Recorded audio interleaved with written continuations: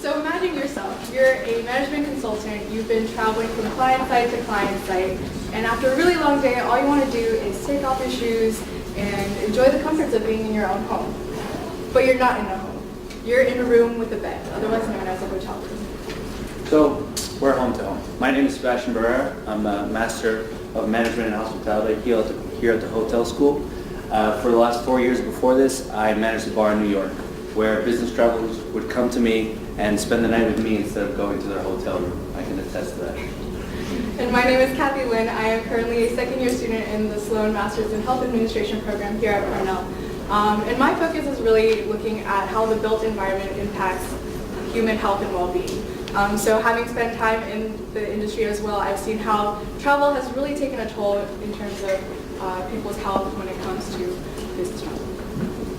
So we believe that business travelers nowadays look for flexibility and efficiency when lodging. Corporations look for solutions that offer comfort, safety, and efficiency. How do we marry the two?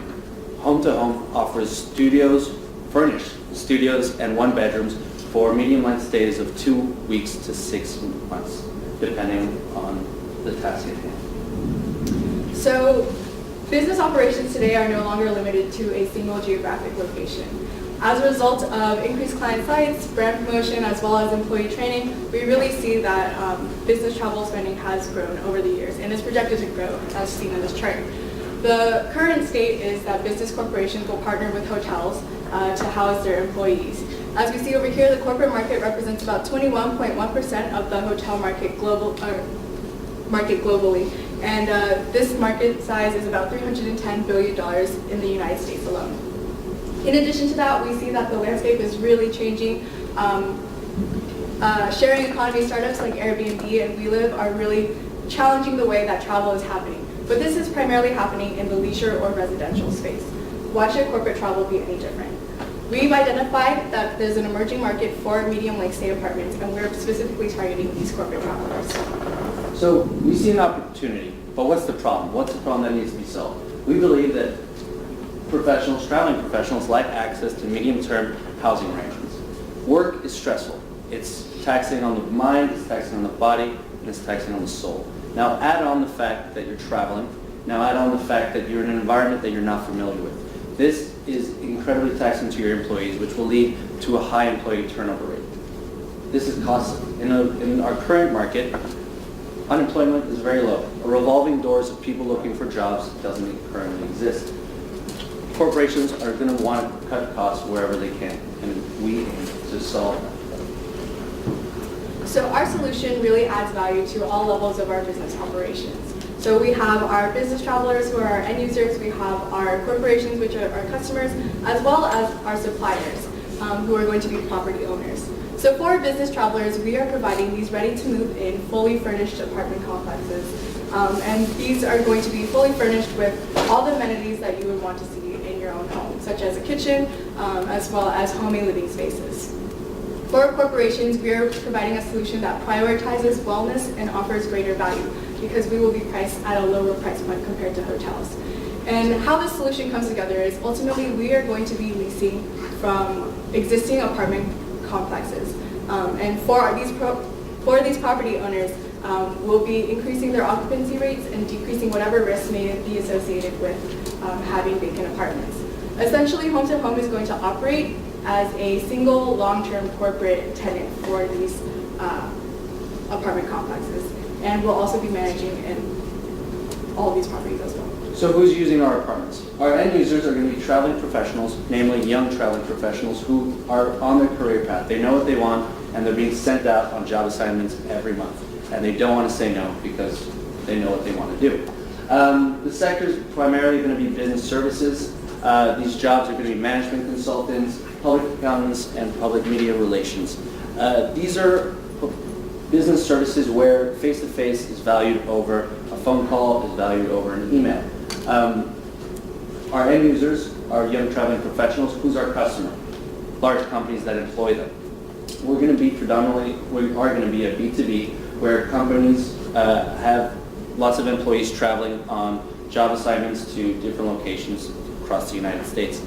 Through our secondhand research, we've discovered that 47% of travel managers actually prioritize cost efficiency. No surprise, it's business. But 40% of them now actually prioritize employee well-being and satisfaction, where your employee being happy to work for you is becoming just as important as saving costs. So for our business model, first we're going to be renting out these existing properties. By renting out existing residential properties, we're going to cut down on those capital expenditures as well as the time it takes to construct apartment complexes from the ground up. As a result, our solution is pretty scalable. Next, we'll furnish and equip these apartments, as I said, with all these amenities that you would want to see in your home. We would then lease these spaces out to the companies that traveling professionals have. And companies can book these units for their employees at a cheaper rate compared to hotels. That's a result of our competitive pricing, as a result of our cost advantage. And in addition to that, we also provide ongoing guest support. So this is an additional revenue stream. We will be taking control of all the maintenance and cleaning fees that are associated with this solution. So how does it all work? Behind me are some numbers. This is very preliminary, but based on the market. We've identified our major revenue streams as well as major cost impacts to our business model. Our major costs are going to be the apartment leased, us leasing it from the landlord, labor-related, and furnishing costs. Our major revenue streams are going to be rent and the 10% service charge 10% of our rent that we charge the corporation. Our rent is going to be twice what we rent from the landlord. And this is an economies to scale type of business model, where the more apartments we get, the better the numbers look. In addition to that, we've also done quite a bit of market research to assess the competitors who are out there in this landscape. So we see that there are a ton of companies that span from leisure to business travel, and they also provide different types of units. So some that are homier and some that are more institutional in feel. So over here we see that economy sharing companies such as Airbnb, they're primarily in the leisure space, whereas we specifically differentiate ourselves by targeting business corporations. In addition to that, unlike Airbnb, we provide a consistent experience. Airbnb has a whole network of hosts, whereas we are consolidated as one. And so as a result, no matter what home-to-home unit that you're in, you'll be experiencing a consistent quality, safety, and convenience.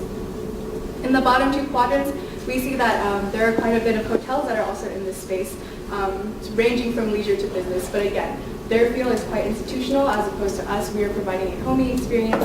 And because we don't have those high capital expenditures as a result of using existing apartment units, we'll be able to price our units at a competitive price. We believe that the concept is proven, as Kathy was about to test and I cut her off. Next steps moving forward is we'll be identifying corporate partners, building those relationships with the property managers as well to get a good supply of apartments. More importantly, how we would use the funds after tonight, we would use it to attend conventions, business travel conventions. There's one very big one, the GBTA, the Global Business Travel Association, which hosts a convention every year. We would want to identify key travel managers at key corporations where we could build those relationships and build the network of end users and customers to support our business model. Behind me is a picture taken 2 days ago from the apartments available on the Upper East Side. You would think that these are all the apartments in all the price ranges. You would be wrong. These are apartments for less than $3,000 that are currently vacant and being unoccupied. So our business model, home to home, let's make these vacant apartments homes for someone else. Thank you so much.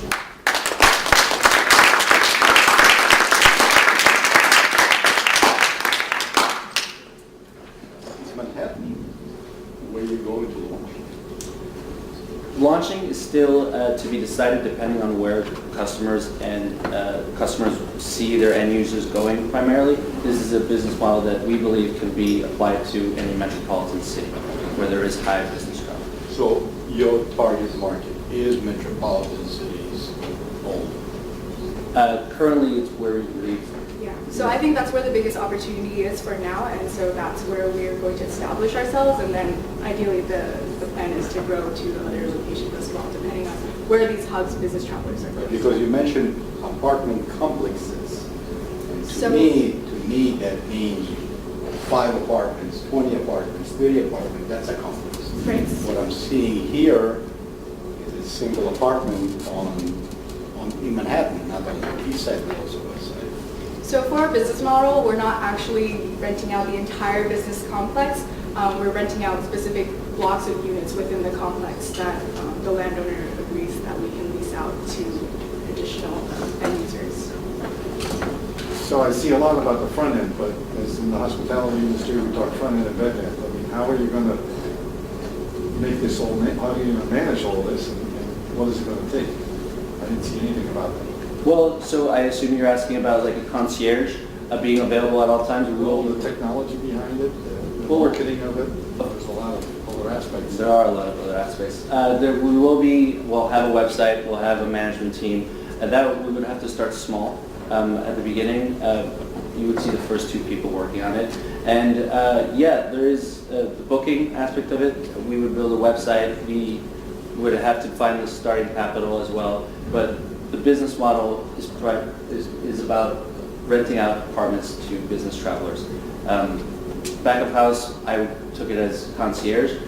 We would be offering those types of amenities for these people, but if they wanted it. Predominantly, it's their home. So if they didn't want any additional services, we would be just renting out an apartment for business travel. I mean more the infrastructure to manage this, behind the people, the technology, the physical, what are you going to need, how are you going to get people into an apartment? I mean, there's a whole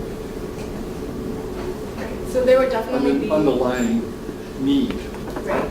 So in addition to all the front of house stuff, we would also need technology support. As Sebastian mentioned, we would have a online website where travel managers could easily book. So that would require some work as well. In addition to that, marketing expenditures, we would probably be targeting conventions as Sebastian talked about, as well as online advertising. But for the most part, these travel managers have established relationships with hotels, and so that's something that we kind of want to model also. Advertising directly to the consumer isn't really effective in this situation, just because these consumers don't have control over the travel policy. So what's really important at this stage is to develop these strategic alliances. How come labor disappeared after 1 year? Well, so as I was mentioning, we were pricing a labor cost depending on how many apartments we would have. So that doesn't take into account fixed salaried employees. The more one concierge can manage multiple apartments, we were thinking between 8 to 10 apartments because they wouldn't be necessary at all times. At the end of the day, we're not a hotel. We have a point of contact that you can reach out if you need any sort of additional service, but you'd only need one for multiple apartment units. I think all these questions, I mean, you're positioning yourself somewhere between, kind of Airbnb style, each apartment is individual, even if it's familiar inside, and something more corporate like a hotel. And so I think you need to think a little more carefully about how you deal with the kind of eccentricities you're going to get if you have any one of these apartments. How do you deal with somebody walking up 4 flights of stairs because there's no lift, or whatever else it is to get into that flat and has noisy neighbors and whatever else? Because the reality of getting blocks of flats in a place like Manhattan doesn't exist. You might get that in other places. You're not going to get that somewhere in Manhattan. So I just think you have to think really carefully about how you make those eccentricities a benefit as opposed to a drawback. And so one thing you might also think about is, like you've talked about wellness a lot, but wellness isn't just in furnishing. Wellness is a lot more than that, right? And so maybe you can offer other services that they go beyond just somewhere to stay. One of the biggest problems for business travelers is food, eating healthy food. So it doesn't matter if you've given them the kitchen, if you haven't helped them figure out how to make a meal. And access. Yeah, that's right. Well, actually, through our research, we talked to a lot of end users who actually did mention this, and we believe that having a kitchen will, like, if you have a diet and a regime, you'll be able to stick to that. If you have to go on a work assignment for 3 months, you can buy a grocery, you have a fridge where you can have supplies there, and you can do those sorts of things. Additionally, we have contemplated the idea, we haven't gotten to that point yet, of offering customizable kitchen appliances depending on what you might need. One person we talked to, she loved to blend things in the morning for her breakfast. That could come at an additional little cost because not everyone needs a blender. So